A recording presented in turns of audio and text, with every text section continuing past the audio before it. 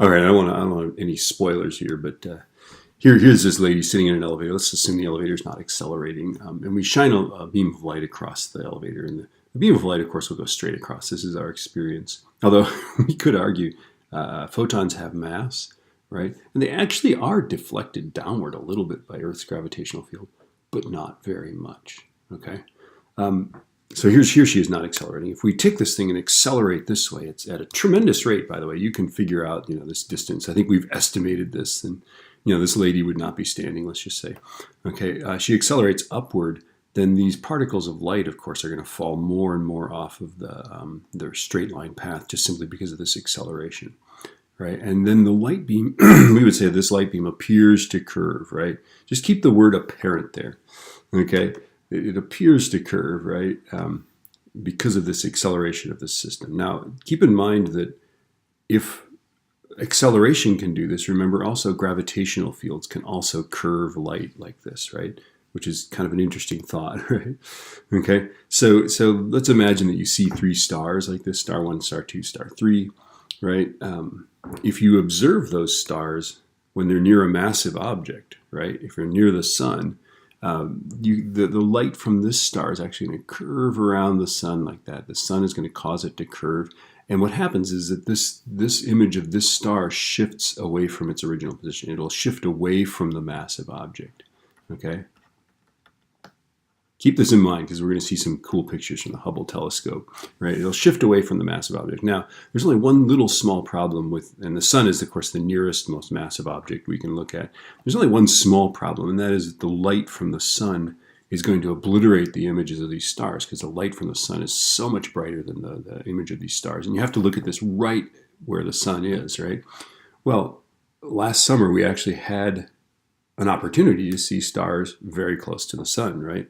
And that was when there was a total eclipse, right? So in 1919, Sir Arthur Eddington had the opportunity to confirm this report, right? Now, Newton's laws predict that gravity will bend light, but I believe it's something like twice as much as Newton's theory is what general relativity predicts, right? And there is an interesting piece historically here is that Einstein was trying to figure out the math, and the math is, let's just say, not trivial. And he kept coming up with different amounts of curvature. And there actually was, I believe, at some point, a risk that Einstein himself wouldn't be the first one to confirm Einstein's theory, right? But anyway, Einstein did, and they did confirm it, and the curvature was what Einstein came up with, which is a good thing, right? Okay, this is a really cool picture. This is let's get a pen. Let's get a different color. How about red? It's a little more visible. So right here, this guy right here. If you look at that, that thing is a quasar. A quasar is a super bright object, and it's basically a black hole. So this, I don't know, this could be 30 million stellar masses, right? And then look at this sort of smeary thing. There's some of it here. Do you see that right there? And then there's stuff here. Okay, see how there's like things that seem to circle that. What you're seeing are actually galaxies that lie behind that. This is called gravitational lensing. So there's some galaxies. That's a galaxy right there. That's a galaxy. These things lie behind that, and we are seeing their light strangely magnified by this gravitational lens. Now, it's a three-dimensional thing, so don't expect me to understand it, but there it is, right? Here's another quasar, by the way. Here's light bending around that quasar. So a quasar is basically a black hole that's gobbling up the stuff around it. And that's one of the most efficient ways to turn mass into energy, is that. And here's a gallery of gravitational lenses from the Hubble. And one of these is the famous Einstein cross. Here it is, right? Right. We're seeing, this is a distant galaxy. That's a quasar in the foreground here.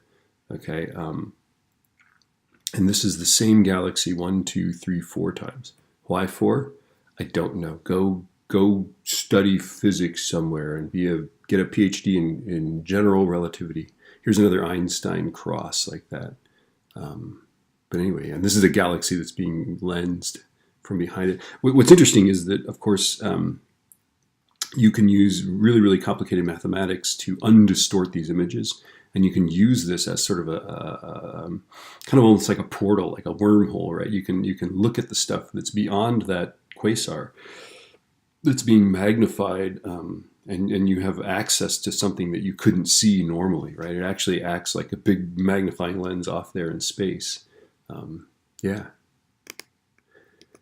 So now that you understand that gravity bends light, understand that it does not. Light travels in a straight line. It's space itself that is actually curved. So sorry about your brain. Okay, space itself is actually curved. Light is the absolute.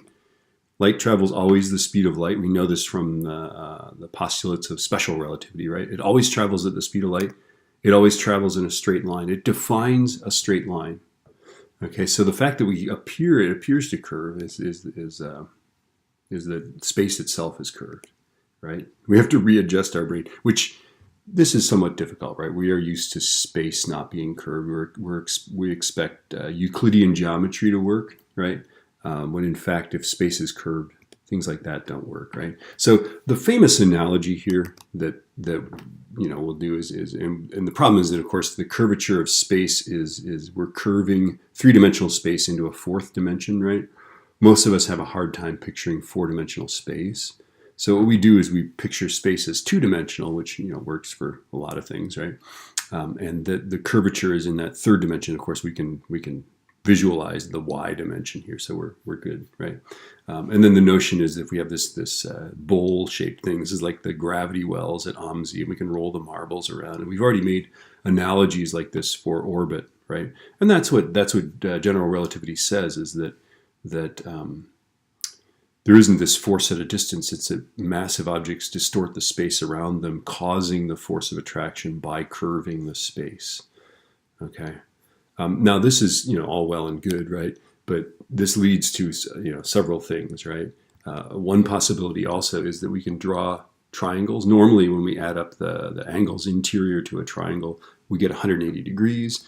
Here, somebody's drawn one that arbitrarily gets 270. That's not to say that they all have 270, right? But there it is, right? You drive along the equator for a while, turn left, go up to the North Pole, turn left, go down to the equator. You've just got 270 degrees. I could make this a lot more too. I could just make a big angle there, right? But two things are important once you think about this, right? If I draw a tiny little triangle here on the Earth, let's make the Earth perfectly spherical. No hills, no valleys. It's a neutron star, right? Okay. And it's totally smooth. If I draw a tiny triangle and you measure carefully the angles inside that triangle, the tiny triangle, the angles still add up to 180. And that's because the triangle is really small compared to the sphere that it's drawn on. If I draw an enormous triangle like this, obviously the angles get bigger and bigger, right? So this is, by the way, positive curvature. Okay, and it it's beyond the scope of this, but there's another possibility, and it's negative curvature, right? In negative curvature, the angles add up to less than 180. In positive curvature, they add up to more than 180. And I will leave that as an exercise for the curious.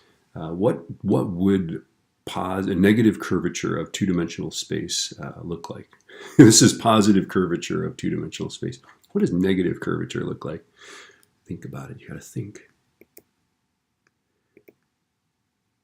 If the sphere were large enough, yeah. Anyway, and then the final story I'll tell you here, and this is a good story, right?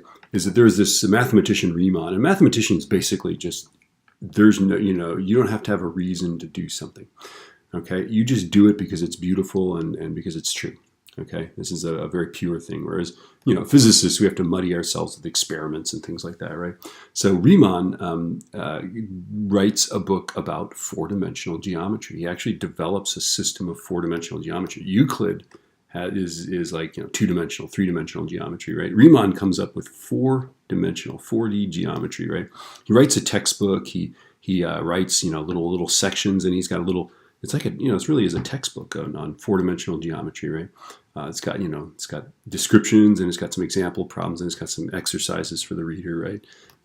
And Einstein is developing general relativity, right? So meanwhile, back at the ranch, Einstein is doing this. He realizes he needs to do math in 4 dimensions, right? But he has no idea how to do it because Einstein is a very good mathematician, but he's not, the biggest, the sharpest knife in the drawer as far as mathematics goes, right? A friend of Einstein says, hey, Look at the book that Riemann wrote. So Einstein goes to the library, checks out Riemann's book, right? He reads the sections, he does the little exercises at the end of the chapter, right? He learns four-dimensional geometry, right?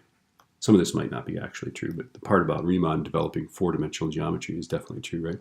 Okay. Einstein learns Riemann's four-dimensional geometry, uses it, and finishes general relativity. Now, every year there are people that look at science and they say, why are biologists studying the reproductive organs of the blah, blah, blah fish in Ecuador? This is a waste of taxpayer money. And to that, I will say that I would ask that person, I would say, what is the next breakthrough? Because everybody said that about Riemannian geometry. But without it, we wouldn't have a fully developed theory of general relativity, right? Okay, so I would say to the person that says, well, the pure science like that is a waste of money, I would say, well, what is the next discovery? What's the big breakthrough that's going to come through? And of course, they don't know, right? So all of science and all of math is basically just pursuing truth, and it takes geniuses like Einstein to take this little thread of truth here and this little thread of truth and tie them together